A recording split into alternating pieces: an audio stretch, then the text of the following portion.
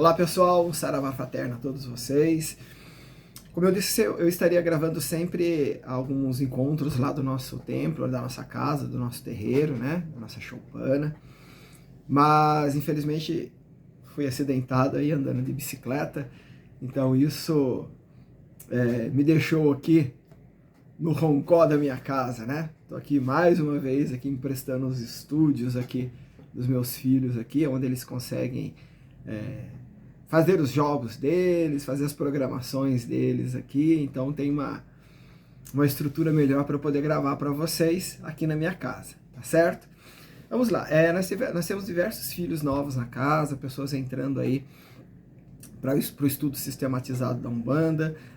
Nós gravamos diversos vídeos, né, falando sobre Umbanda, diversos vídeos falando sobre a Umbanda que a gente pratica na nossa casa, diversos vídeos falando sobre alguns assuntos pertinentes que surgiram dentro dos nossos encontros presenciais, nos nossos dias de estudos sistematizados no TUTS, né, no Templo de Umbanda Ternário Sagrado. Então vamos lá, entre perguntas e respostas rápidas aqui sobre o último vídeo que nós gravamos lá no templo, lá na nossa tenda lá, junto com o Danilo e o Elisandro, compilando as respostas lá. Acho que foi muito válida, né? A edição, inclusive, do Elisandro ficou muito boa. Ele já foi consagrado, já o nosso editor-chefe aí dos vídeos, aí, dos materiais aí que vamos estar produzindo, né? Até mesmo uma apostila aí que vamos produzir aí, porque está aumentando o fluxo de pessoas procurando a nossa casa para estudo. Eu acho muito legal isso, né? Até mesmo vem respondendo já nosso primeiro assunto, né? Até foi questionado, né, o que significa Umbanda, né? O que era Umbanda para nós, né? Sem ser o estudo sistematizado da palavra ou a junção da palavra, né? Umbanda, conjunto das leis divinas, né? Raum Banda Rum, né? Como diria Pai Rivas e o mestre Yamoci Arapiaga, ou o Pai W.W. Mate Silva, né? O mestre Apacani, né? Raum Banda Rum era um mantra, né? O conjunto das leis divinas, né? Dos segredos desvelados de forma divina. Aí o que Caboclo Mirim disse, o que Zélio Fernandino também já trazia, enfim, diversos outros precursores da Umbanda, aí, grandes ícones da Umbanda traz. A gente segue, né, essas frases filosóficas que nos faz pensar. Até mesmo o próprio hino da Umbanda nos faz refletir muito sobre o que é ser umbandista, o que é ser Umbanda, não só dentro do terreiro, mas fora do terreiro também, qual a vida do umbandista fora do terreiro, né? Então, para nossa casa, a gente segue uma linha sobre o que é a Umbanda, né? A Umbanda é um ternário sagrado para nós, né? É uma triparte, né? Ou seja, tem 3 partes aí de um triângulo, podemos chamar assim, que segue os raciocínios de estudos sistematizados e seguem também as filosofias, a arte, a cultura, a crença, enfim, uma diversidade de assuntos que passam em torno das premissas do que seja a Umbanda. Então, primeiro que a gente podemos abordar a Umbanda, muito se fala sobre a Umbanda, sobre a mediunidade e mediunismo, né?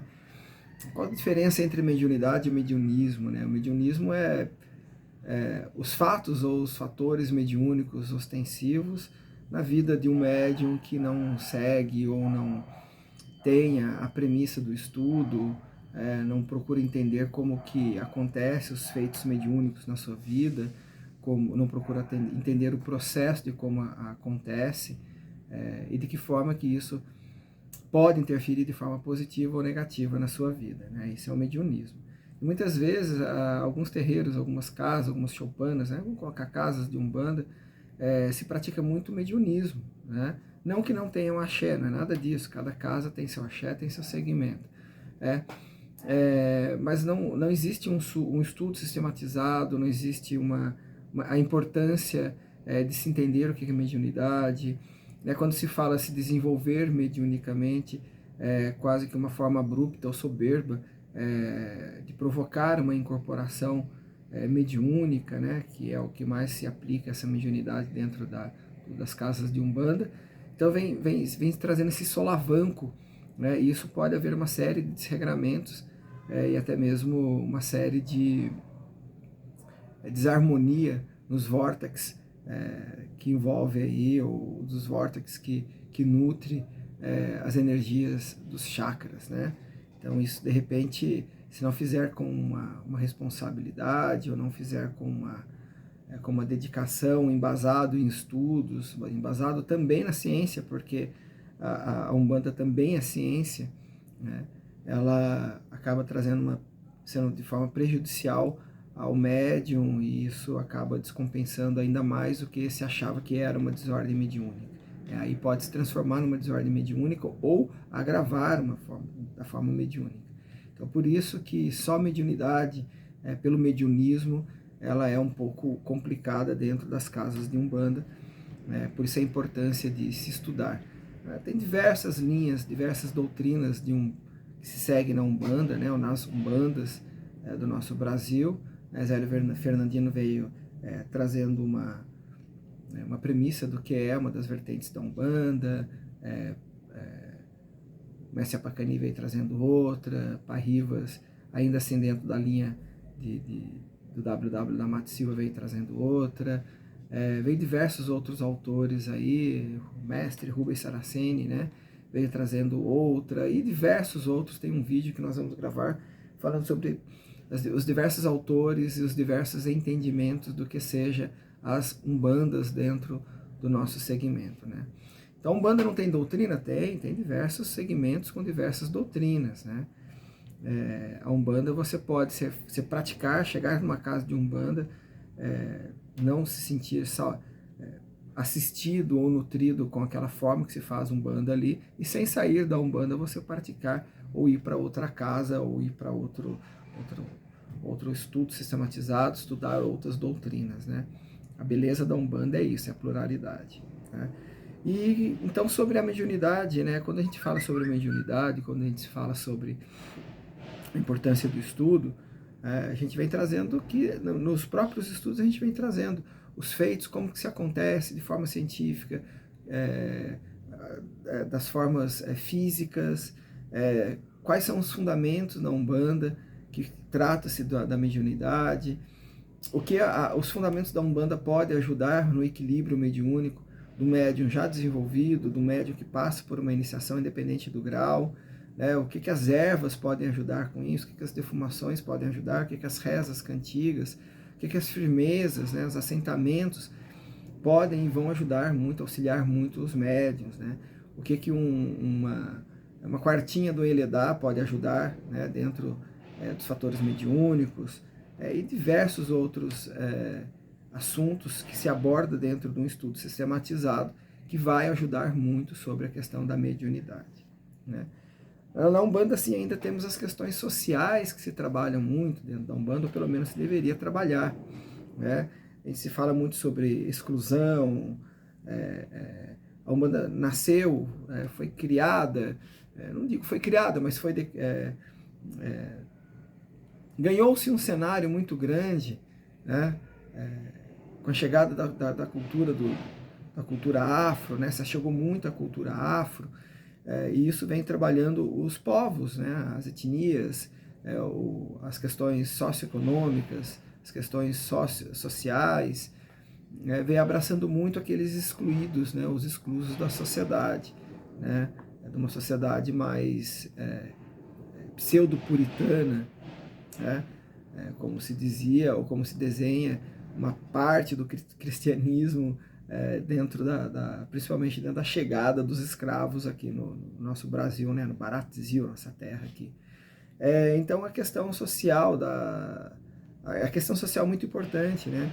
O movimento da Umbanda, mesmo dentro dos dias de giras, dias de toques, né? Dias de ritualística, de uma liturgia, seja pública ou seja interna, seja num fundamento iniciático, seja dentro de uma homenagem, que o pessoal muitas vezes chama de festas, né? Ela tem o seu fator inclusivo, né? Ou seja, de inclusão.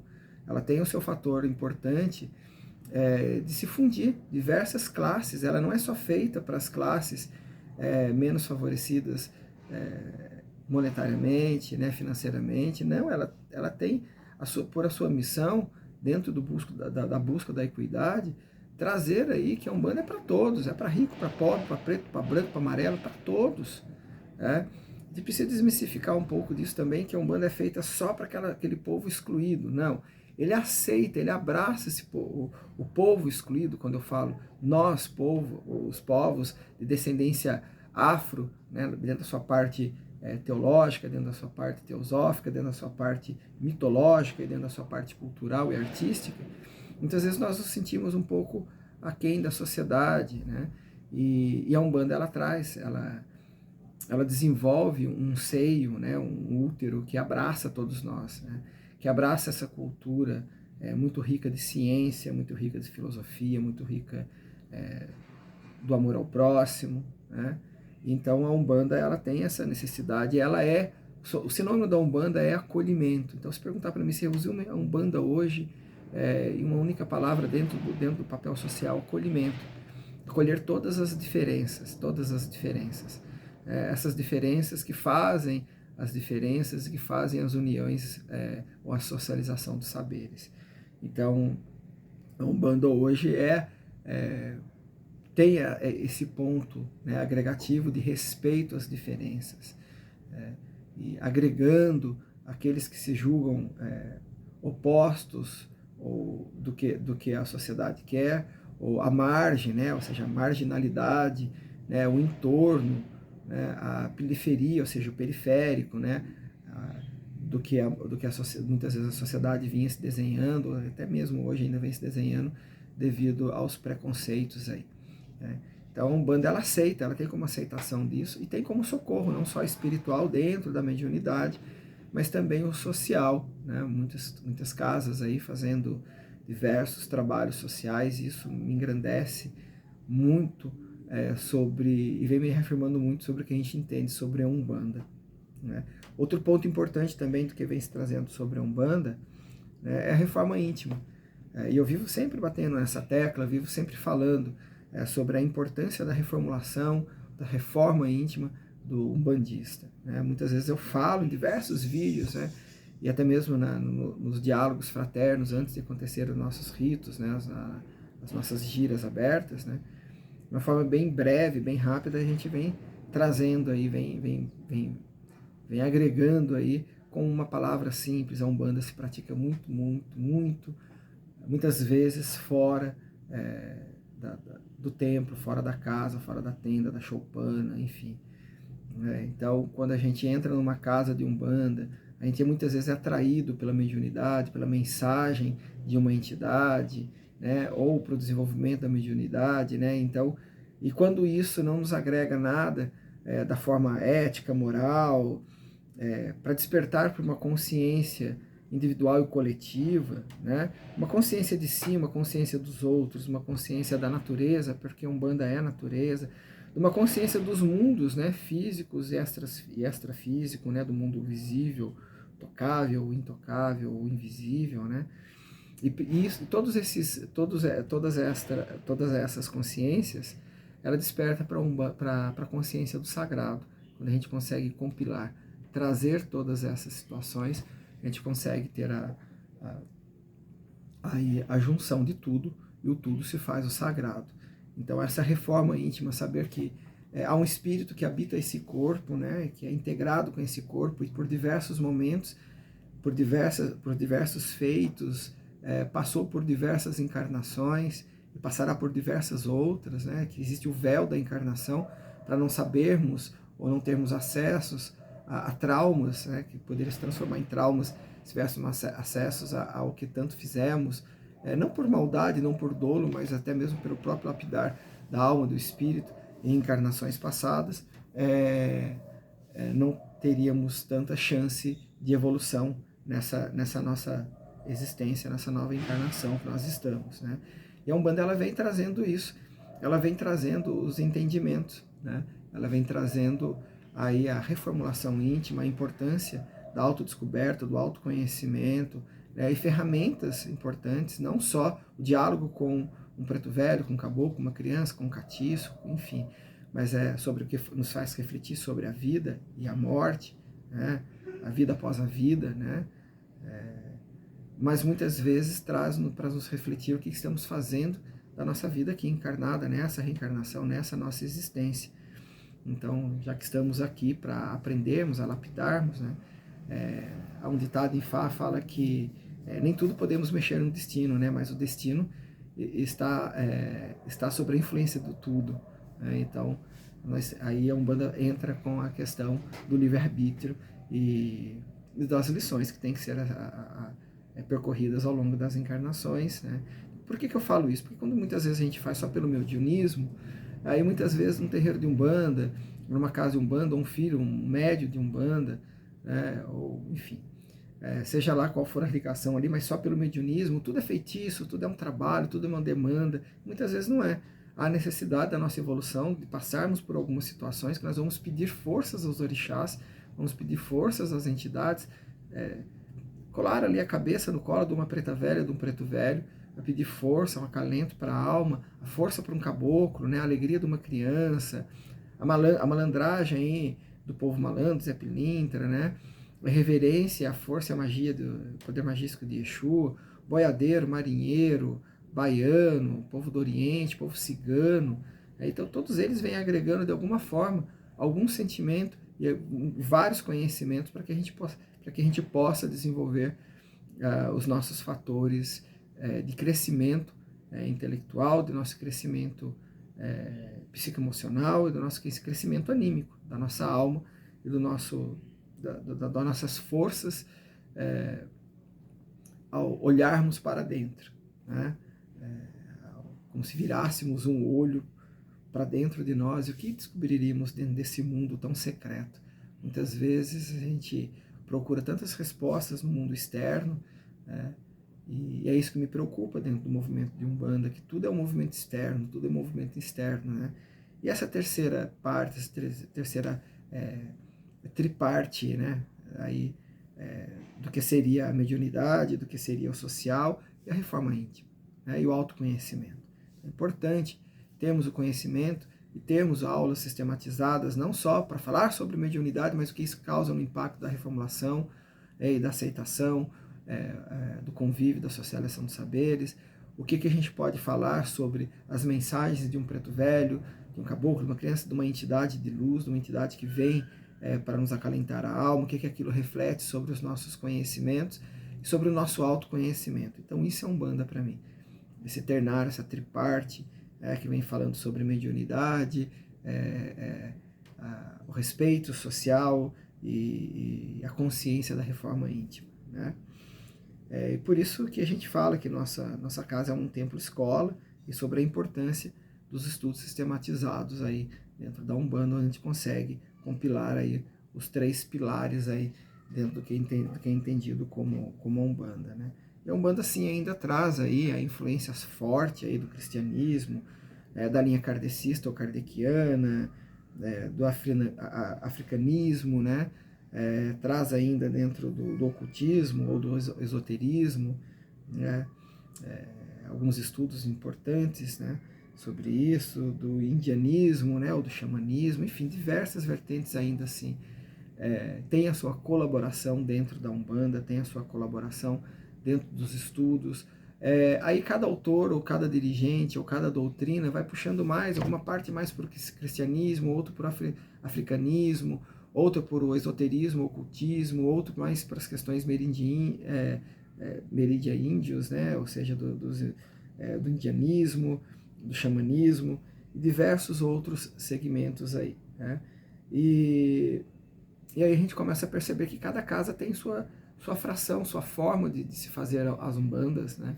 Uma umbanda, uma doutrina, devido à inclinação dentro da formação, não só sacerdotal, quanto da formação iniciática daquele sacerdote e das leituras mesmo que se prega ali dentro, que se rega, mas todas elas deixam de algum momento de ser umbanda? Não, né? São as umbandas que nos acolhe, que nos dá o dom da graça, do entendimento, do estudo, do autoconhecimento, da reforma íntima, da reformação íntima, dos estudos de como acontece a mediunidade e do acolhimento, do respeito social. Então, cada uma delas tem o seu perfil. Alguns decodificam algumas falanges, alguns segmentos de entidades, né, diferentes. O lado que trabalha mais a questão do cristianismo vem falando sobre, não só sincretismo, né, mas vem trazendo sobre a influência de diversos santos católicos, espíritos de santos católicos aí dentro da encarnação e reencarnação dos índios, né, ou vice-versa. O kardecismo ele vem trazendo aí muito fortemente aí os estudos científicos em cima das diversidades da manifestação mediúnica, da caridade, da prática da caridade em cima das questões sociais e da reforma íntima através do impacto do Evangelho segundo em nossos corações e nossas mentes, né? O africanismo ele vem trazendo muito forte, né? Hoje é uma vertente que ganha muita raiz, muito forte, né? Até mesmo se confunde muito o molocó com uma umbanda. O molocó é uma descendência africanista de uma dos segmentos de nações do candomblé, né? Então, quando se fala umbanda molocó, que tem uma influência do molocó em cima da umbanda, né? E aí traz muito sobre essas questões africanistas aí em cima. Muitos sacerdotes de umbanda hoje teve ou tem sua iniciação no candomblé, né? Não para buscar forças, porque o candomblé é mais forte, não, uma coisa diferente da outra. Algumas por questões de necessidades, outras por questões de conhecimentos, enfim, né? Cada um chega na iniciação do candomblé, seja em qualquer nação, devido às suas necessidades. Que se pratique o bem, que se pratique bem dentro do bem, né? Então o africanismo hoje ele tem uma tendência muito forte mesmo, né? Você vê que tem uma casa africanista, um sacerdote africanista que leva até o nome da choupana, o nome da tenda, com o nome dos pretos velhos, das pretas velhas, né? Ou que tenha um segmento indianismo ou xamânico, ou do xamanismo, que leve o nome de um caboclo, né? Nossa casa, quem é dono do Gongá ali é seu Pena Branca, né? Junto com o seu pai Joaquim. Então, qual o caminho que vocês seguem? Né? A Umbanda. A Umbanda que ela é preconizada, estudada e executada, né? E exercitada, podemos chamar assim, dentro da nossa casa, dentro do Tuts. E o ocultismo, o esoterismo tem muito a acrescentar em cima disso. Não só dentro do que se traz hoje do entendimento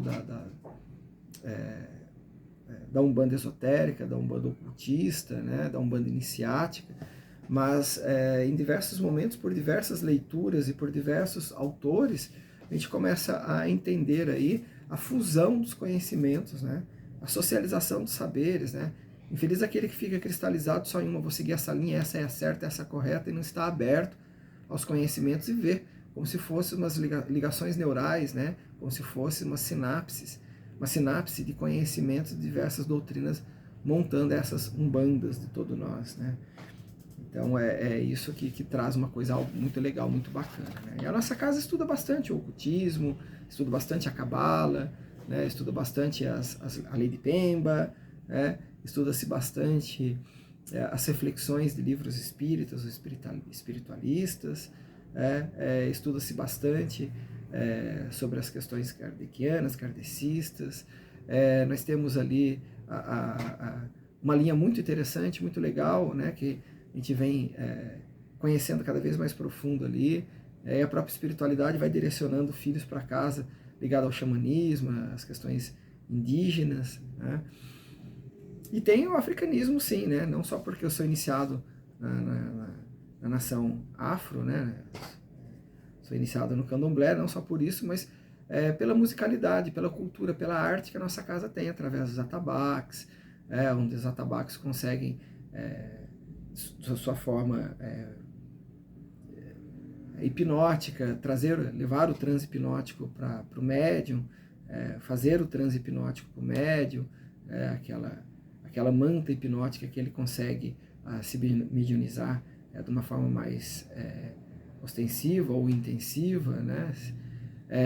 Também temos a magia da musicalidade dentro dos tambores africanos da nossa casa, onde pode repulsar, onde pode expelir, onde pode afastar todos os maus espíritos, as energias não ruins, as energias ruins que estejam acercando a nossa casa, né? Ou uma invocação, uma evocação de espíritos, ou de egrégores, ou de energias, uma transmutação de energias.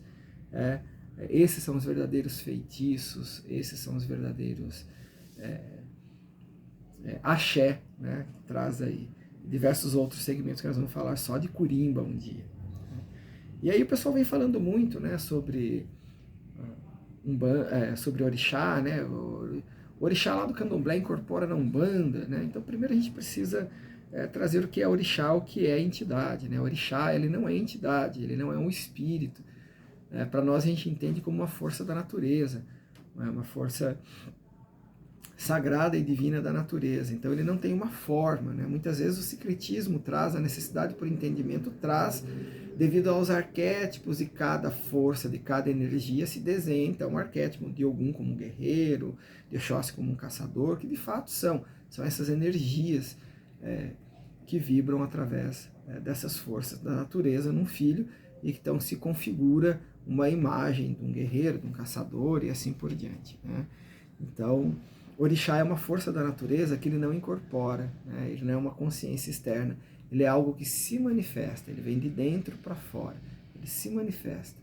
Por isso que na Umbanda a gente não se incorpora, ou seja, não tem a manifestação dos orixás, tá? Isso é só dentro dos cultos afros. Muitas vezes você vê uma manifestação do orixá através de uma incorporação de um falangeiro que traz uma energia mais densa sobre aquela força natural daquele orixá. Então você vê algum caboclo dançando como, se lá na nação que se dançasse como Ogum, como Oxóssi, e assim por diante, né? Como o Preto Velho como Nanã, o Baluaê vindo arcado ali, um preto velho. Então muitas vezes você vê falangeiros, ou seja, entidades de um grau de supremacia mais alto, mais elevado, né, que muitas vezes nem conversa, nem vem trazendo uma mensagem, quando vem pouco trazendo, mas ainda assim é uma entidade e não o orixá, né, porque o orixá ele se manifesta. Então essa força se manifesta dentro do médium, e essa força vibra dentro de um capangueiro, onde faz a acoplagem de uma consciência externa em cima do médium, aonde então o pessoal acha que está numa incorporação de orixá e muitas vezes não é. Aí a questão das vestimentas muda de casa para casa, você vê algumas casas colocando paramentos aí para esse capangueiro dançar, louvar. Isso é errado? Não é errado, porque cada casa tem definido como certo, está certo, não tem nada de errado. Pode variar de casa para casa. E essas variações não vêm trazendo o que é certo e o que é errado, vem trazendo o diferente. Lembra que a gente falou sobre a questão social, de aceitar e entender as diferenças, o respeito à socialização dos saberes? Então, não só dentro dos movimentos sociais, o que a gente acha que é atender as pessoas em situações de rua, né, levar sopa, não, também existe essa questão social do aceitamento, do entendimento, não muitas vezes aceitamento, mas do entendimento, né, e da preservação do respeito para com a outra casa, com outro sacerdote, e assim por diante. Então, o orixá é a natureza, desculpe, é uma força sagrada, é uma força pura, né, que se manifesta, então. E as entidades é uma consciência externa, que tem os falangeiros, suas diversas egrégoras, seus diversos troncos, né, e com isso sua hierarquia também, né. E aí as hierarquias vão ficando cada vez mais profundas conforme a própria iniciação do médium. Por isso a necessidade da iniciação do médium, para que essa entidade que muitas vezes veio uma predisposição a uma hierarquia, até mesmo de comandar uma casa, ela ter força para atuar no médium da forma que ela precisa atuar, para que ela consiga, então, como a gente diz, segurar a água da quartinha numa casa, ou seja, ter a força aí para fazer aí o comando de uma casa, né? E aí vieram perguntar, né, sobre essas entidades, né? Se fala muito sobre criança, preto velho e caboclo, né? E aí a gente vai falar assim, né? As entidades do ternário sagrado são caboclo, preto velho e criança. Os pretos velhos, senhores da sabedoria, né? Detentores da sabedoria, do respeito, né? Os caboclos da fortaleza, da força, os senhores da persistência e assim por diante. E por diversos outros, outras forças da natureza, né, que o caboclo traz a sua fortaleza, a sua força, os ensinamentos. E as crianças pelos seus sentimentos de alegria, seu estado de erê. Né? E aí perguntam, né, mas é erê? Eu tenho uma concepção um pouco diferente, né? Tenho os beijinhos, as crianças, né, beijada, né? Elas são da Umbanda, os erês estão mais ligados ao candomblé, que daí já é uma outra história, né? Uma outra situação, que as pessoas acabam fundindo ou confundindo um com o outro, né? Quando não há dolo em cima disso, ok, né? Quando é só questão de ter uma entidade e colocar a nomenclatura em cima, ok, mas é bom saber que as crianças na Umbanda, né, a Ibejada, né, é diferente dos erês, tá? É a mesma coisa quando se fala sobre Exus, né? Ah, tem o Exu Mirim, que é uma entidade, que é uma criança que é Exu. Não, não é. É um Exu tupiniquim, né? Um Exu que tem o seu tamanho extrafísico ou físico, né? Se podemos chamar assim, menor, e que tem uma densidade, tem sua forma peculiar de agir ali, que muitas vezes as pessoas confundem com criança, mas não é criança, né? Então tem toda uma história ali em cima disso daí, dos fundamentos, né? Então, o ternário sagrado se consiste realmente em sabedoria dos pretos velhos, a força dos caboclos e a alegria e os sentimentos da criança, né? Mas é onde está Zé Pilintra, onde está o boiadeiro, o marinheiro, cigano, né? O povo do Oriente, onde estão esses povos? Existem sim, eles são de fora, então, são subalternos, subordinados? Não, eles estão em torno, eles estão ali numa ligação muito grande entre caboclo e preto velho, né? Entre o preto velho e as crianças, entre o caboclo e a criança, cada uma ligação desse ternário, né? Cada intermediação entre essas forças dessas entidades, atuam os catiços fazendo os seus poderes magísticos ali. Sem eles, a Umbanda não seria completa, né? Eles não são derivados, né? Quando eu falo que eles estão fazendo o intercâmbio dessas energias, não estou falando que eles estão em torno, que eles estão à margem, são marginalizados, né? Muitas vezes foram até marginalizados ou interpretados como marginais em algumas literaturas, em alguns livros, mas não, né? De Zé Pilintra para Zé Pilantra, não é nada disso. Eles têm seu poder magístico e fazem a integrabilidade, né, dentro das forças aí, entre caboclo, criança e preto velho. Então eles fazem parte do ternário sagrado na movimentação volátil, né, da energia, do que se trata a Umbanda, né? E aí muitas vezes fala sobre a Umbanda e a Quimbanda. Então, dentro desse aspecto também se trata muito sobre as questões peculiares de entendimento de cada doutrina ou de cada entendimento que vocês têm, que vocês seguem aí dentro da doutrina que se pratica dentro de cada casa, né? Tá vendo que tá mudando um pouquinho a cor aí, devido à luminosidade aqui, então a câmera acaba captando um pouco aí, acaba tendo esse equilíbrio aí, acaba ficando um pouco azul, um pouco verde, um pouco amarela, né? Mas são as diversidades que existem até no vídeo aí que nos tornam nossa vida mais colorida, né? Arroba boi, né? Eu tô com uma colinha aqui, né, sobre o que perguntaram e sobre os entendimentos, né? Sobre o que eu iria falar aqui de casa hoje. Então, e os Exus, onde que funciona nisso tudo, né? Ele tem um elo muito importante. Ele tem um elo do Senhor Executor, né? Executor da justiça, executor da lei, né? O Senhor da lei, executor da justiça. Nossa casa a gente fala muito que nós temos 2 guarda-reis, né? Nós temos 2 forças ali que não nos permite sair dessas forças pelo poder iniciático que a nossa casa tem, pela filosofia e pelas questões éticas e morais que a nossa ética e moral que a nossa casa tem, que é a força da justiça e a força da lei. Então a gente não se faz nada que seja fora da lei ali dentro, né? Tanto física quanto espiritual, e muito menos a gente foge da justiça, tanto terrena quanto divina. E o que a Umbanda traz, e que a Umbanda segue como uma verdade aí hoje. Ainda assim, eu vou gravar de repente um vídeo ainda hoje falando sobre o mundo espiritual, o mundo psicoemocional, psicofísico, e as questões físicas aí. Foi um palco de um debate que nós tivemos na nossa casa ali, num dia de domingo, né, logo após a gira, no sábado, a gente se encontrou no domingo ali para fazer uma manutenção, para tirar as raspas de vela do chão, enfim, para a gente dar uma manutenção templária ali, e acabou se perguntando algumas situações, tiveram presentes ali, estávamos presentes ali fazendo essa manutenção, estava ali o Danilo, né, que depois das giras ali de sábado, acaba pernoitando, por morar em outra cidade, acaba pernoitando no templo ali. Estava o Elisandro, né? Estava ajudando o Danilo ali, colocando em ordem ali uma série de documentos, uma série de, até mesmo de apostilas de cantigas ali, né? Estava a Mônica ali também, né? Fazendo algumas perguntas sobre como é nova a chegada na casa nova, né? Já tem uma baita experiência dentro do kardecismo, já frequentou algumas coisas sobre a Umbanda, já teve uma breve conhecimento sobre as nações também, sobre o candomblé, mas tem muitas indagações, e às vezes nessas indagações ela pergunta, pai, quando o senhor vai estar onde? Lá no terreiro, lá no templo, né? Na casa, lá na tenda. O domingo eu vou estar lá, eu vou estar fazendo manutenção. Posso ajudar? Pode, todos os filhos podem e devem ir ajudar se quiser, né, no domingo. Inclusive aqueles que não conseguiram estar no sábado, na gira, né, podem ir no domingo. Né? Fica aqui o convite, né? Convite para estarem lá.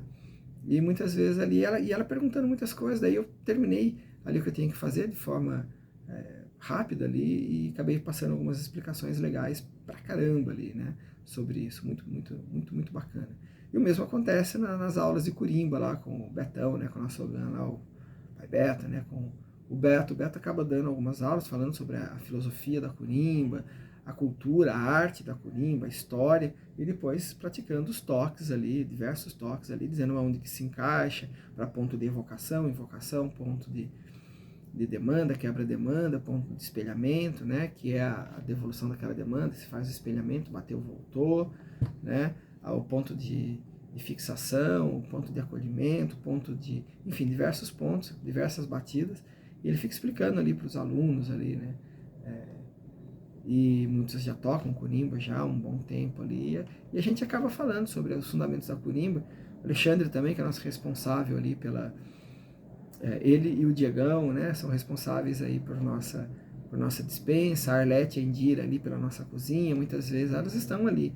A Arlete vai lá, leva uns pontos uns pontos antigos que ela encontrou no caderninho da anotação dela, e ela leva ali, a gente coloca na Curimba ali, ela passa para os meninos, que muitas vezes os meninos novos nem sabem desse ponto, e ela dá uma lição de cultura e arte ali pra gente, né, Arletinha? E aí assim vai se batendo muito papo sobre isso, né? E ali junto os meninos ali, que é o Xande e o Diego, né, e o Di, estão sempre ali vendo a dispensa, o que falta, o que foi usado naquela quinzena, o que não foi, o que precisa, o que não precisa, para a gente poder fazer nossas rifas, poder ver as doações, as contribuições para ajudar a manter até fisicamente a casa, e eles acabam vendo a dispensa ali, fazendo toda a questão logística ali, de armazenamento ali. Pessoal, acho que por hoje é só, deu para tirar bastante dúvida aí, explicar bastante coisas aí. Eu falei que ia gravar só meia hora, no fim já estão quase 40 minutos aí, e já eu coloco o ícone aqui. Hoje não vamos ter a edição do Elisandro, mas já subo aí como aula 8 para vocês. Tá bom, pessoal? Então, vocês estão vendo aqui nosso encontro aqui de casa, devido a um acidente de bike aí, né, indo trabalhar aí. A senhora abriu a porta do carro e acabou esmirilhando o meu braço, né, esfregando o meu braço todo aqui na porta do carro, e deu uma trinca mais ou menos, né, no outro braço, nessa altura aqui, uma trinca, e teve o esmagamento uma questão muscular e de tendões também, né, e aí é onde adormeceu o mindinho e o dedo anelar aqui, e tive que fazer então a imobilização, ficar imobilizado por um tempo aí. Mas isso não nos impede de gravarmos a nossa aula aqui de casa, o nosso encontro aqui de casa, e fazer essa socialização dos saberes.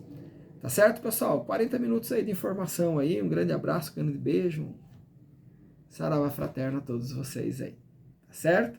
Logo mais teremos reuniões templárias aí, acho que sábado agora, se Deus quiser melhorando aqui, a gente tem nosso encontro aí, estudo sistematizado aí, tá bom? Um beijo, saravá fraterno a todos. Fui!